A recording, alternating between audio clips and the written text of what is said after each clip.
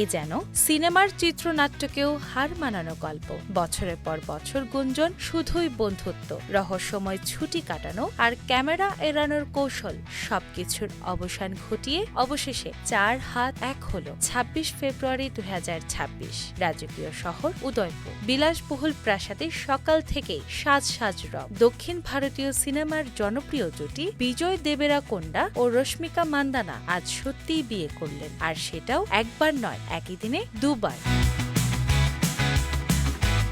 ঠিক সকাল 10টা 10 মিনিটে শুভ লগ্নে মালা বদল, বৈদিক মন্ত্র, অগ্নিসাক্ষী, পরিবার পরিজন আর ঘনিষ্ঠ বন্ধুদের উপস্থিতিতে সম্পন্ন হল হিন্দু রীতি। দক্ষিণী ফিল্ম ইন্ডাস্ট্রির এক ঝাঁক তারকা উপস্থিত ছিলেন অনুষ্ঠানে। রাজকীয় সাজ, সোনালী আলো, ফুলে মোড়ানো মণ্ডপ, সব মিলিয়ে যেন রূপলী পর্দার দৃশ্য। কিন্তু চমক এখানেই শেষ নয়। বিকেল 4:30টায় আবার বিয়ের আসর। রশ্মিকার আদি কোডভা ঐতিহ্য মেনে দ্বিতীয়বার 7 পাকে বাঁধা পড়বেন নবদম্পতি।